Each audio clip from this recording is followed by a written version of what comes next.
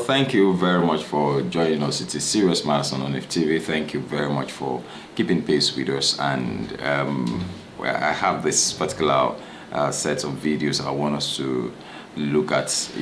Let's just watch how some people just, a person that you once disdained and said all sort of things about, this man comes up again and starts saying some different things about, I know he would claim that those times he didn't know and now he knows better.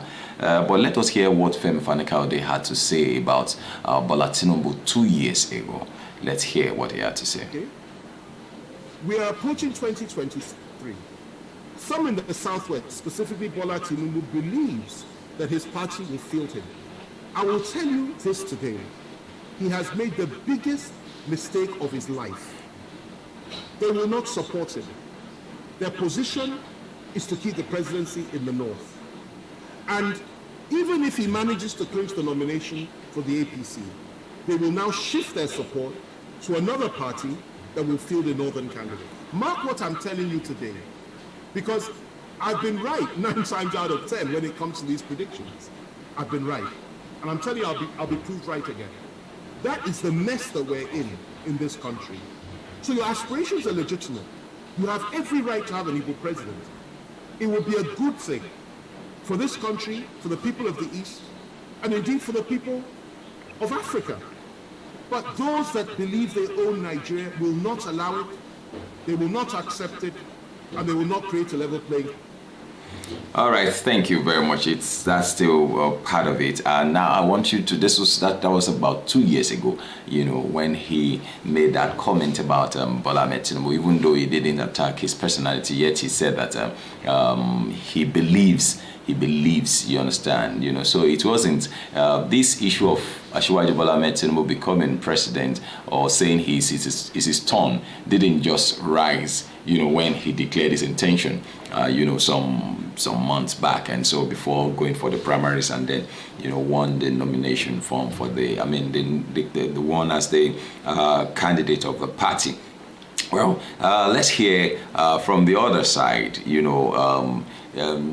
How the same man, Femi Fani-Kayode, who has now become a spokesperson for Asiwaju Bola Ahmed Tinubu's presidential campaign council, how he defends the one who he once said, no, will never be this, will never be that, and all of that. But because I don't know why he's not even talking in that direction anymore. But then let's hear him from this end again. Let me address these issues that you've raised.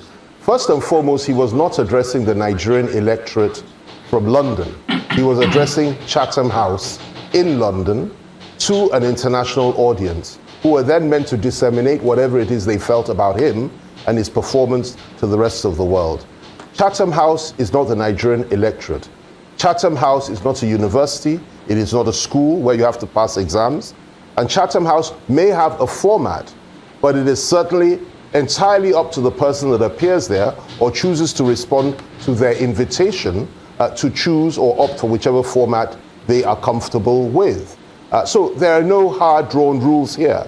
And as a matter of fact, you don't even have to go to Chatham House. It's not a precondition to becoming the president of the Federal Republic of Nigeria to go to Chatham House in the glorious United Kingdom and get some kind of approval. Now, he chose to go there, and he chose to go there to answer questions in the way he felt comfortable with answering questions. And what did he do? He answered some questions, perhaps the more difficult ones, and he chose to delegate members of his delegation to answer others in order to show that he has a collective form of leadership where he has bright young minds rising up that clearly will be part and parcel of his administration. He had some there. He has many back here that he didn't take with him, which he will take on other occasions, I'm sure. And I really don't think anybody can judge the ability of a man like this with such an excellent track record over the last 40 years of public service and fighting for democracy on the basis of how or the format in which he answers questions in Chatham House. You mentioned the opposition. Well, what do you expect the opposition to do? They went to America, they went to France, they went halfway around the world to the Arab countries. Nobody saw them, nobody spoke with them. And of course, when he appeared in Chatham House, that is Vice President Atiku Abubakar. He got on the stage and spoke, I believe it was Chatham House, he got on the stage and spoke in London, and he read a speech whilst he was there. After a few minutes, he stopped and paused for 1 full minute. I was timing it. He couldn't go any further. Reno Omokri had to get on the stage and help him out to either show him where he lost his reading ability, pinch him at the back, whisper in his ear, give him a kiss or whatever it was. We don't know what happened to him, but we didn't make an issue of it. Was it an element, was it reflective of some form of senility or some form of detachment from his mind? We never said a word about it. We moved on, we didn't make a political issue out of it. When you speak about men like Macaroni and others, these are comedians, and it's great to be a comedian, and people can crack jokes all the time. But to judge a man and his ability and his performance based on the format he chose to answer questions in the Chatham House, I think is a little bit disingenuous. You spoke about the BBC as well, if I may quickly kill that one as well. I thought he did exceptionally well on the BBC interview. And of course, it put all our detractors to shame. They said he couldn't speak. They said he couldn't answer questions. And there he was in the foremost international media house in the world, being interviewed by a man, a professional at the BBC who actually happens to be a Nigerian by origin, and he answered the questions in an excellent manner, proving to the world that he didn't need to delegate when it came to serious one-on-one issues. And he answered those questions very, very well, exceptionally well. And I think that we should give him a lot of credit for that, rather than try to criticize everything he does, wherever he goes, what he wears, how he speaks, who he speaks to, and how he conducts his affairs when he's on campaign. You spoke finally, let me just add this, about addressing the electorate. He has never said that he will not address the Nigerian media. He does that from time to time. And at the appropriate time, I have no doubt whatsoever, with the respect and affection that he has for Nigerian media, that he will grant a one-on-one interview, whichever media house he chooses to grant it with. That's entirely his decision. The time that he'll do it is up to him. The campaign is a long one. We've just started. And he has immense respect for the Nigerian people. He has traveled to more states, done more town hall meetings, conducted more rallies, had more private engagements with people than in fact, than all the other presidential candidates put together. Go and check the record. And today he is still moving up and down, having only come back a few days ago. This is a man that some have the nerve to say is too sick, too ill, is mentally ill, is physically ill, is too old to do anything. And I think that is a cruel narrative which will be shut down in February when we go to the polls and we win overwhelmingly. Well, thank you very much. This is still Serious Matters on ONIF TV. Please do drop a comment, make them simple and civil. I feel our stand, when it comes to our views and opinions about people should, I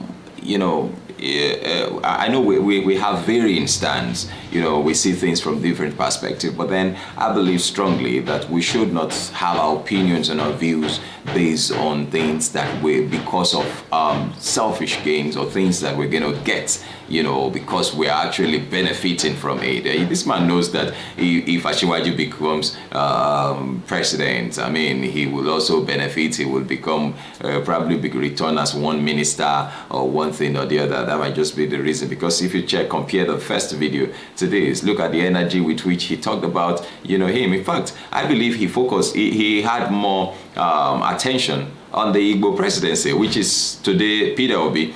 You understand? He had more concentration on that. He had more support for the Igbo presidency. But then today he is the spokesperson of the same man he said was not going to become president. Not that he has become president, not that he's going to become anyway. But then let's drop our comment, make them simple and civil. Let us know what you feel about this one. Please do share our videos with others. Please share. I beg, share our videos with others. Thank you very much. My name is Lukunle Abraham. Enjoy the rest of your day. Bye-bye.